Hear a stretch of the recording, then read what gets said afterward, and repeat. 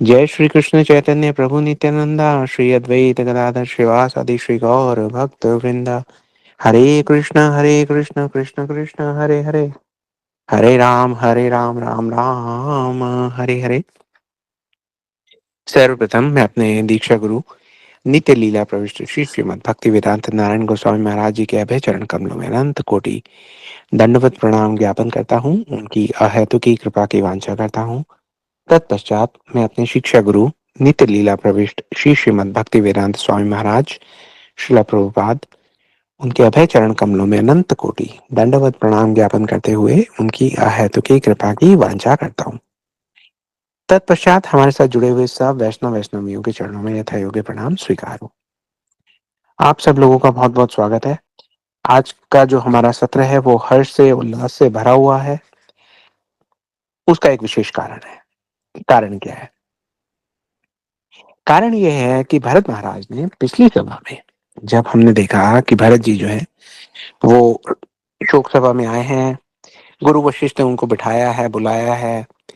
गुरु वशिष्ठ कहना ये चाहते हैं कि भरत आप एक काम करें, आप राज सिंहासन पर बैठ जाइए, लेकिन स्पष्ट कहने का उनका साहस नहीं हो रहा। भरत जी की जो मनस्थिति है वो भरत जी को ही नहीं, वो वशिष्ठ जी के मन को भी व्यथित कर रही है। तो अब वशिष्ठ जी सोचते हैं कि सीधा सीधा कैसे कहा जाए, एक काम करते हैं, थोड़ा सा उसको एक संचारित रूप में प्रकट किया जाए इस आज्ञा को। तो बोलने लगे आए तो ये कहने के लिए हैं कि भरत जी आप राजपद पर आसीन हो जाइए। आपके पिताजी ने ये वचन दिया था, इस वचन को रखने के लिए राम जो है वो वन चले गए हैं और पिताजी आपके स्वर्गवास चले गए हैं। जो राज सिंहासन है वो रिक्त है। रिक्त तो रहना नहीं चाहिए, बहुत अशुभ होता है, प्रजा के ऊपर संकट आ सकता है। आप इस राजा के पद को स्वीकार कर लीजिए, ये कहने के लिए वो आए थे। अब राजसभा उन्होंने बुला ली। सोचा कि अब मैं बताऊंगा। बैठे राजसभा सब जाई, पठे बोली भरत दो भाई। भरत वशिष्ठ निकट बैठारे, नीति धर्म में भजन उचारे। प्रथम कथा प्रथम कथा सब मुनिवर बरनी, कैकई कुटिल कीन जस करनी। भूप धर्म व्रत सत्य सहारा, देहि तनु परिहरि प्रेम निबाहा। कहत राम गुण शील सुभाऊ, सजल नयन पुलकेयु मुनिराऊ। बहुरी लखन सिय प्रीति बखानी, शोक सनह मगन मुनि ज्ञानी। उन्होंने सारा जो वृतांत था वो बता दिया कि भाई हुआ क्या क्या। आपके पिताजी ने दो वर दिए, वर किसको दिए? आपकी माता को दिए। उसका कारण था, जो वर थे वो आपके लिए राजपद था और भगवान श्री राम के लिए 14 वर्ष का वनवास था। ये सब सारा बड़ा उनके हृदय को द्रवित कर देने वाला था। गुरु वशिष्ठ ने फिर भी कहा। उसके बाद उन्होंने सोचा कि ये जो सभा मैंने बुलाई है, जिसमें भरत और शत्रुघ्न आ गए हैं, ये सभा जो है वो शोक सभा है। लेकिन शोक सभा का भी एक हमारा ध्येय ये है कि इस शोक सभा में अगला राज्य जो है, राज्य पद पर कौन बैठेगा, उसकी घोषणा करनी है। तो इसलिए उन्होंने ये कहा कि देखिए, शोक सभा तो उसके लिए बुलाई जाती है जिसका हमें जिसके बारे में हम थोड़ा सा आशंका रखते हो कि इस शरीर को त्यागने के बाद उस आत्मा का अगला गमन कहाँ होगा। जहां पे शंका हो कि कुछ अनिष्ट हो सकता है, वहां पे तो शोक सभा होती है। गुरु वशिष्ठ ये कहने लगे कि भाई अब आपके जो पिताजी थे उनके लिए क्या शोक सभा की जाए। ऐसा कह के उन्होंने कहा। तात विचारु करु मन माही, सोच जोग दशरथ नृपु नाही। वो तो इस योग्य है नहीं। हम्म तो राजा की बात की। उसके बाद उन्होंने ये कहा कि शोक किसका न करना चाहिए। जो चार वर्ण हैं उनके बारे में बताने लगे कि ब्राह्मण का शोक कीजिए, क्षत्रिय का, वैश्य का, शूद्र का। उसके बाद जो अलग अलग आश्रम है, गृहस्थ आश्रम है, ब्रह्मचारी आश्रम है, वानप्रस्थ है, सन्यासी है, इसके बारे में बोलने लगे। बोलते बोलते वो आ इस तरफ रहे हैं कि भाई देखो भरत, जो ब्राह्मण है, क्षत्रिय है, वैश्य है, शूद्र है, ये सब भी तो एक राजा के अंदर ही होते हैं ना। उसी प्रकार से जो आश्रम हो गए, ब्रह्मचारी, गृहस्थ, वानप्रस्थ, सन्यासी, ये सारे आश्रम भी तो प्रजा में ही पाए जाते हैं। पत्नी का धर्म बताया, पति का धर्म बताया, शिष्य का, गुरु का धर्म बताया। हम्म उसके बाद राजधर्म बताया। ये बताया कि देखिए राजा दशरथ जो थे ना, वो अपनी प्रजा के प्रति कितना स्नेह रखते थे, बहुत स्नेह रखते थे। भयउ नाऊ ना अब होनहारा, भूप भरत जस पिता तुम्हारा। पुत्र भरत जैसे आपके पिता थे, उनके जैसा राजा, क्योंकि राजधर्म बता रहे, तो कह रहे हैं कि उनके जैसा राजा ना तो कभी हुआ था, ना है और ना कभी हो सकता है। आपके पिता की कहानियां, कथाएं, उनका जो शासन है, उनका जो प्रेम है, प्रजा के प्रति जो स्नेह है, एक संतान की तरह था। उनकी कथाएं तो ब्रह्मा, विष्णु, शिव, इंद्र, दिक्पाल सब के सब उनके गुणों की कथाएं कहते हैं। और बाकी सब तो छोड़ो, उनकी और बड़ाई कोई क्या करेगा, जिनके श्री राम, लक्ष्मण तुम्हारे और शत्रुघ्न सरी के पवित्र पुत्र हों। हम्म? अब तो इतनी पुण्यात्मा, इतने महान जो राजा हैं, उनका सम्मान करने का एक ही तरीका है, और वो तरीका ये है कि आप जो है उनके वचन का सम्मान करते हुए आप राजपद जो है वो ग्रहण कर लीजिए। राय राजपद तुम कहो दीना, पिता बचन फुर चाहू कीना, तजे राम जेहि बचन ही लागी, तनु परेऊ राम बिरहागी। राजा ने ये जो राजपद है ये आपको दिया है, क्योंकि वो आपके पिता भी हैं, इसलिए पिता का वचन आपको सत्य करना ही चाहिए। और ये आपके पिता का वचन ही था जिसको सत्य करने के लिए श्री रामचंद्र जी ने अयोध्या का त्याग कर दिया और वन को चले गए। तो आपके जो पिता थे वो तो, उनको तो वचन बहुत प्रिय थे। नृप ही वचन प्रिय नहीं प्रिय प्राण, कहू तात पित बचन प्रवाण। करहु शीस धरी भूप रजाई, हई तुम कहा सब भांति भलाई। अब तो बस तुम उनकी आज्ञा को अपने सिर पर पालन करो, इससे तुम्हारी सब प्रकार से भलाई है। तो अब ये सारी बातें जितनी भी गुरु वशिष्ठ ने कह दी, ब्राह्मण का धर्म, क्षत्रिय का धर्म, वैश्य का, शूद्र का धर्म, पत्नी का धर्म, पति का धर्म, शिष्य का, गुरु का धर्म, चारों जो आश्रम है उनका धर्म, राज धर्म, पुत्र धर्म, सब कह दिया। लेकिन भरत जी जो है वो चुप है। भरत जी को कोई इसमें रुचि नहीं है। क्या कारण है? कारण ये है कि भरत जी ये जानते हैं कि ये सब के सब जितनी भी बातें की जा रही है, ये सब जो है तो धर्म, लेकिन देह धर्म से संबंधित है। ये आत्म धर्म से संबंधित नहीं है। गुरु वशिष्ठ ने ये कहा कि आप राजपद ले लीजिए। कौशल्या जी ने कहा कि पुत्र तुम राजपद ले लो। सुमित्रा जी की हामी थी कि हाँ भरत, तुम अब इस राज्य का निर्वाह करो। लेकिन भरत जी तो इन सब धर्मों में स्थित है ही नहीं। भरत जी तो सदा से ही आत्म धर्म में स्थापित है। अब आत्म धर्म या आत्मा का धर्म होता क्या है? आत्मा का धर्म होता है परमात्मा के चरणों की सेवा, भगवान के चरणों की प्रीति पूर्वक सेवा। ये है आत्मा का धर्म। भरत जी जानते हैं कि भगवान जो है वो तो वन में है। हम्म? तो अब अयोध्या में रहने वाला कोई भी धर्म जो है वो भरत जी को रुचिकर लग ही नहीं सकता। क्यों? क्योंकि भगवान तो वन में है। भरत जी का हृदय जो है इस वक्त वन में है। अब ये जो वन की बात है, जानते तो सब हैं कि प्रभु वन में है। भरत जी जानते हैं तो क्या प्रजा नहीं जानती? प्रजा तो भरत जी से भी पहले से जानती है। लेकिन प्रजा जब भी वन के बारे में सोचती है तो वो सोचते हैं कि अरे, जहां पे राम गए वो तो बहुत घने वन है, तो बड़े बीहड़ वन है, तो बड़े भयानक, बहुत कठिन वन है। वो वन जहां जाने के बारे में अयोध्या वासी तो समझो ये सोचे बैठे थे कि भाई ये तो अब असंभव है। अब हम तो वहां जा ही नहीं सकते क्योंकि राम जी तो छोड़ गए थे, तो इसका मतलब अब तो हमारे पास कोई रास्ता है ही नहीं। और उनका ये सोचना कि भाई अब हमारे पास कोई रास्ता है ही नहीं, अगर देखा जाए तो ये सोचना कोई गलत नहीं है। उसका कारण ये है कि राम के ऊपर किसका शासन चल सकता था? पिताजी का। पिताजी तो स्वर्ग सिधार गए, उन्होंने तो अपनी देह का त्याग कर दिया। माताएं कहती राम मान लेते, इसकी भी संभावना थी। लेकिन जब पिताजी ने उनको जो वर दिए, उसके बाद महल में तो माताएं भी थी। माताओं ने भी एक प्रकार से देखा जाए तो राम जी का वन जाना स्वीकार कर ही तो लिया है। सुमंत जी की बात नहीं टालते थे राम जी। लेकिन अब पूरी प्रजा ये देख रही है कि ये तो सुमंत जी ही थे जो राम जी को वन में छोड़कर वापस आ गए। दुख से विहल होते आए हैं, लेकिन राम जी को तो वन में ही छोड़ा है ना। अब उनकी दृष्टि जाती है गुरु वशिष्ठ पे। अब गुरु वशिष्ठ के आगे ही तो राम जी गए हैं। गुरु वशिष्ठ ने अपनी ओर से तो पूरा जो नक्षत्र निकाल दिया था, पुष्य नक्षत्र में राज्याभिषेक होगा, लेकिन उनके देखते देखते उनकी आंखों के सामने राम लक्ष्मण सीता जी चले गए। गुरु वशिष्ठ भी कुछ नहीं कर पाए। तो प्रजा ने ये सोचा था कि भाई अब भरत जी आएंगे तो भरत जी आके कर भी क्या लेंगे। काफी लोग तो भरत जी के बारे में एक गलत धारणा बनाए बैठे थे।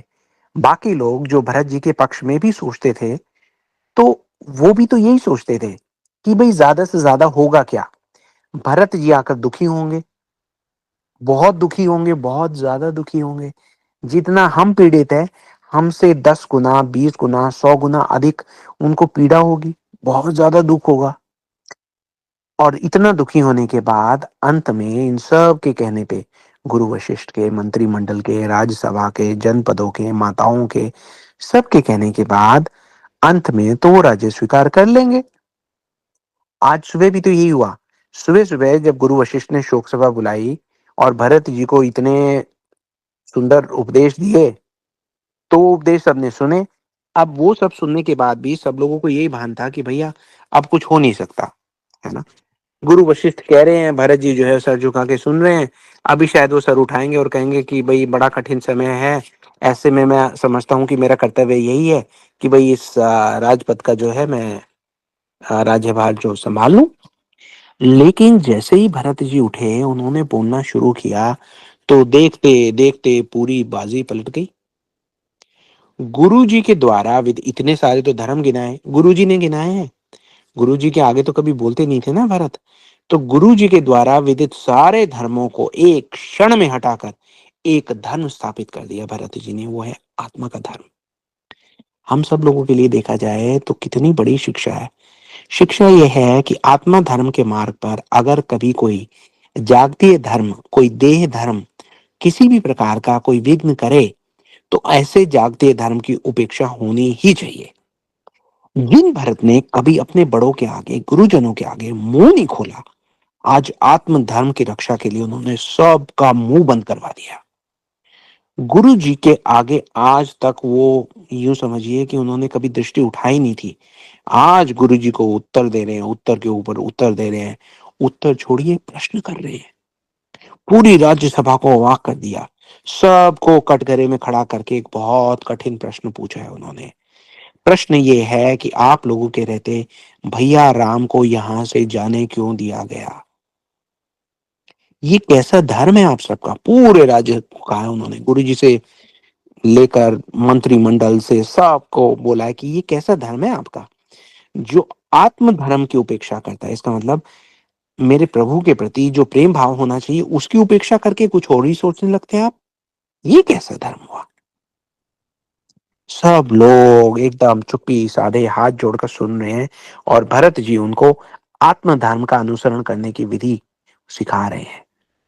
उनको बता रहे हैं कि राजपद ठुकराकर राम पद को ग्रहण करना ही सही विधि है। सत्य के लिए सत्ता का त्याग होता है, सत्ता के लिए सत्य का त्याग नहीं किया जाता। और ये वो बात है जो भरत जी दोहरा रहे हैं बार बार, और विशेषकर बोलते हुए गुरु जी को देख रहे हैं, क्योंकि वो जानते हैं भरत जी कि देखिए गुरु जी तो सारे ग्रंथ, सारे शास्त्र जो है उसमें पारंगत है। और हमारे सारे ग्रंथ, सारे शास्त्र हमें बार बार बारंबार यही तो सिखाते हैं कि आत्म धर्म में आने वाली बाधाओं को कैसे पार करना है। प्रहलाद जी की कथा आती है। प्रहलाद जी के पिता हिरण्यकशिपु, उन्होंने ये कहना शुरू किया कि देखो भाई तुम भगवान की भक्ति को छोड़ दो। प्रहलाद जी उनके घर में रहते थे, उन्हीं के सदन में रहते थे, उनके साथ ही रहते थे। लेकिन उन्होंने सबका आदर करते हुए, सबकी जो पूरा, किसी प्रकार का उन्होंने किसी का अनादर नहीं किया। लेकिन भक्ति किसकी की। भक्ति केवल भगवान की। अगर हिरण्यकशिपु ने आके कहा कि भक्ति मेरी करो, मैं भगवान हूं, वो नहीं माना।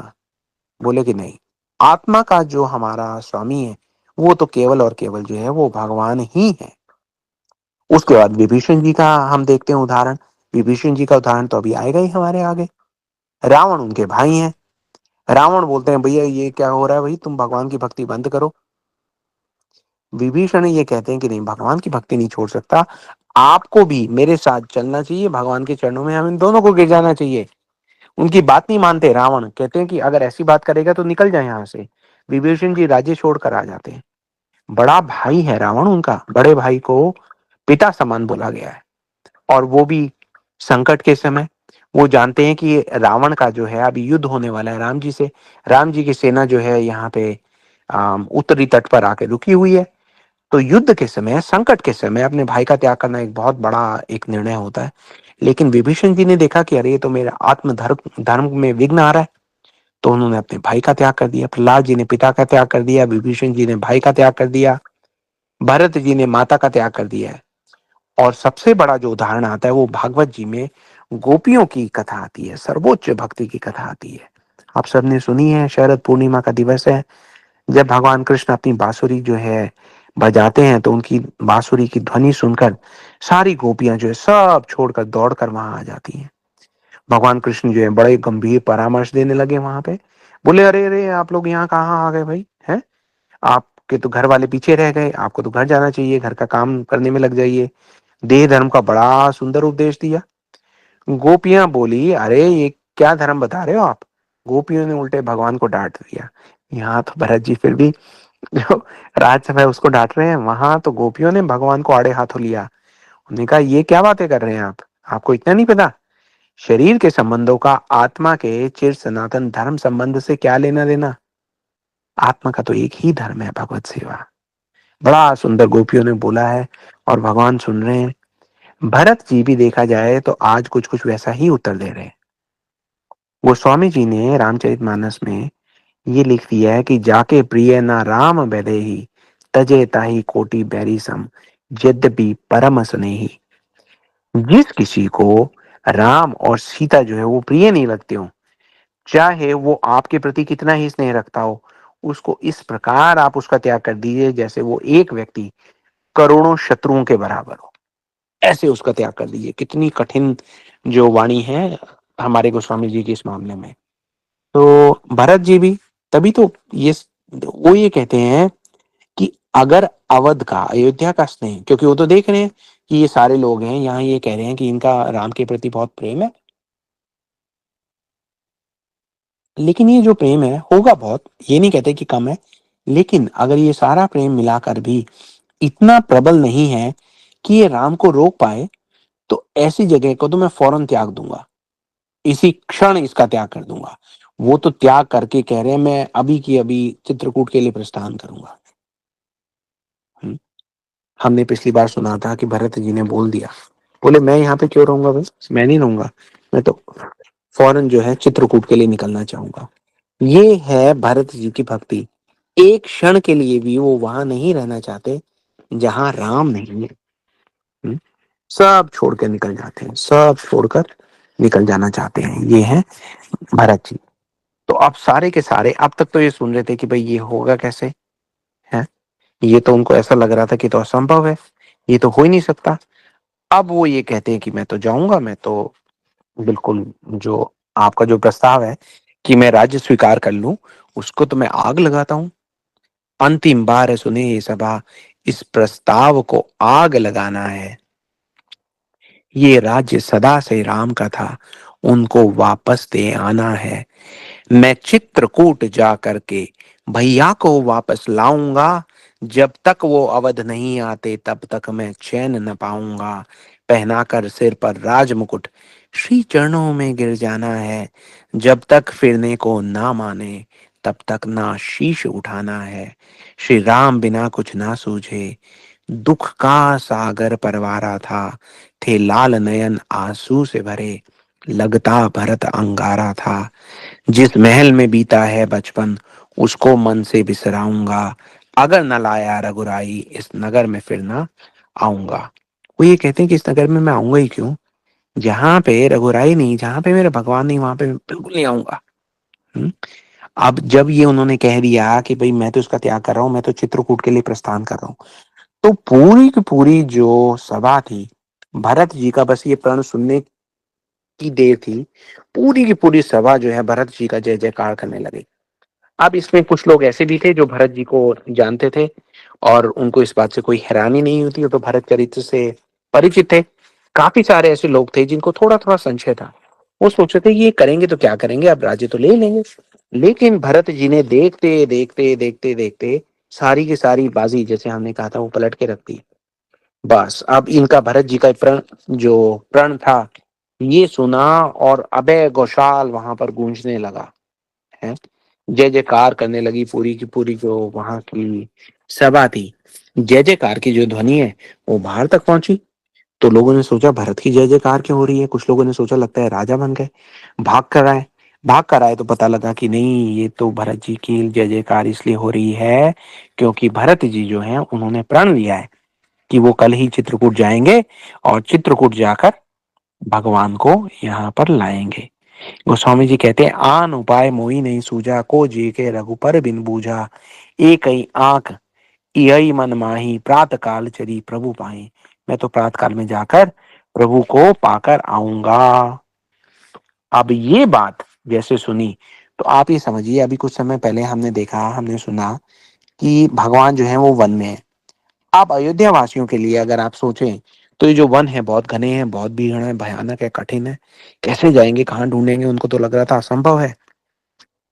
जैसे ही भरत जी का उन्होंने ये वचन सुना कि भरत जी जाएंगे, तो अब उनको वो वन जो पहले घने, बीहड़, भयानक, कठिन लग रहे थे, अब अचानक उनको वो वन ऐसे लगते हैं जैसे पुष्पों से लदे हुए उद्यान हो, बगीचे हों। बोले बड़े आराम से जाएँगे, भगवान को ढूँढेंगे, भगवान को पकड़ के वापस ले आएँगे। ऐसे, हैं। देखिए परेशान तो थे ही, इसमें तो कोई संदेह हो ही नहीं सकता कि इतने इतने परेशान थे कि वो कह नहीं सकते थे कि कैसे हैं। आप यूँ समझिए कि श्री राम के विरह में अयोध्या वासियों का ये हाल था जैसे कीचड़ में पड़ी हुई मछली का। मछली आपको पता है कि पानी में ही जीवित रह सकती है। अगर मछली सागर से निकल के बेचारी को किसी कीचड़ में डाल दिया जाए, कीचड़ में आप जानते हैं कि मिट्टी ज़्यादा होती है, पानी कम होता है, तो मछली तड़पती है, उछलती है। अब वो उछल-उछल कर जब वो मछली वापस नीचे गिरती है कीचड़ में, तो कीचड़ का पानी थोड़ा-सा और ऊपर आ जाता है। मछली को लगता है कि अगर वो दोबारा तड़प कर, उछल कर गिरेगी, तो शायद ये जो जल है, ये थोड़ा-सा ऊपर आया है, कहीं से और ज़्यादा ऊपर आ जाएगा। वो ये नहीं जानते कि जल तो कीचड़ में उतना ही है, उससे ज़्यादा कहीं आ नहीं सकता।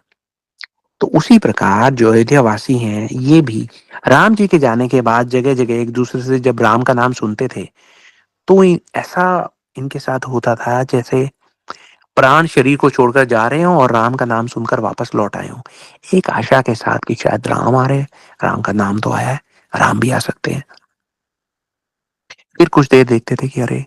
राम तो नहीं आए, हम तो राम के विरह में उनका नाम ले रहे हैं, राम के मिलन में नहीं ले रहे। राम तो वन गए हैं, वो कैसे आएँगे? फिर से वो निराश हो जाते थे। तो आज जब भरत जी ने अपना प्रण सुना दिया, तो सबको अब ऐसा लगने लगा कि जैसे वो मरणासन मछली जिसको हम कह रहे हैं ना वो कीचड़ में बेचारी परेशान हो रही है, प्राण बस अभी गए, अभी गए, अभी गए। अब सबको ऐसा लगा जैसे उस मछली को किसी ने एक विशाल नदी में ये कह के डाल दिया हो कि ये नदी, हे मीन, हे मछली, ये नदी अब आपको समुद्र तक लेके जाएगी। तो आप सोचिए उसको तो ऐसा लगे कि प्राण दान एकदम अमृत मिल गया हो।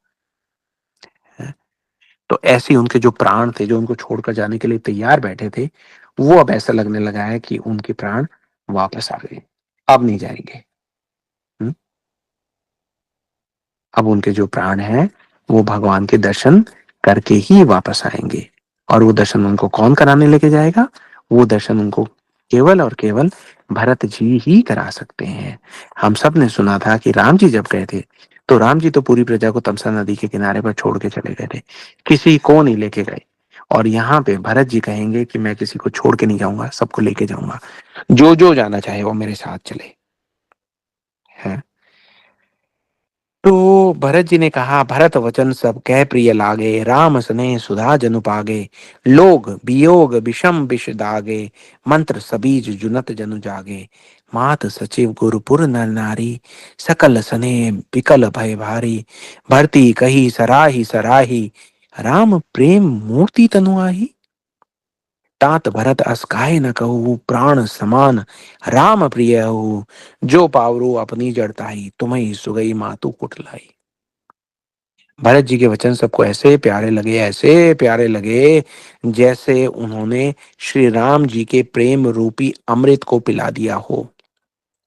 श्री राम वियोग रूपी भीषण विष से, हमने देखिए पिछली बार ये बात की थी ना, मंथन की, विष से लेके अमृत तक की यात्रा। तो भगवान के जो वियोग का विष है उससे सब लोग जले बैठे थे। अब ऐसे लगता है उनको किसी ने बीज मंत्र सुनाकर जगा दिया हो। पूरे नगर में यही हाल था। माता, मंत्री, गुरु, नगर के स्त्री पुरुष, सब के सब स्नेह के कारण बहुत व्याकुल हो गए। अभी तो वो राम जी से मिले नहीं है, राम जी के पास लेके जाएंगे भरत, ये सुनकर भरत के प्रति स्नेह से व्याकुल हो गए। सब लोग सराह सराह कर कहते हैं कि आपका जो शरीर है हे भरत, वो श्री राम प्रेम की साक्षात मूर्ति ही तो है। भरत ही कही सराही, राम प्रेम मूरत तनु आही। तात भरत अस काहे न कहूँ, हे तात भरत आप ऐसा क्यों नहीं कहेंगे, आप तो ऐसा ही कहेंगे, आपके अलावा कोई ऐसा कह ही नहीं सकता। क्यों? प्राण समान राम प्रिय हो। और सुनिए, अगर कोई अपनी मूर्खता के कारण ये समझे कि आप अपनी माता की भांति कुटिल हैं, तो वो नीच व्यक्ति है, उसकी मूर्खता का कोई ठोर नहीं है। हुँ? और ऐसा सोचने वाला दुष्ट करोड़ों-करोड़ों कल्पों तक, करोड़ों-करोड़ों वर्षों तक नहीं, करोड़ों-करोड़ों कल्पों तक अपने पुरखों के साथ नरक में वास करेगा। तो ये बोलिए, और वो ये कहते हैं, "आप हमें वन ले चलिए बस। अवसी चलिए बन राम जहाँ, भरत मंत्र भल कीन, शोक सिंधु बूढ़त सभी, तुम अवलंब दीन।" हे भरत जी, आप वन को चलिए, आप हमें वन में ले चलिए। कौन से वन में? जहाँ भगवान श्री राम है। आपने ये जो बात कह दी, ऐसा कहकर आपने शोक समुद्र में डूबते हुए सब लोगों को आपने सहारा दे दिया है। घर-घर में जो है लोग भाग-भाग कर एक-दूसरे को बता रहे हैं।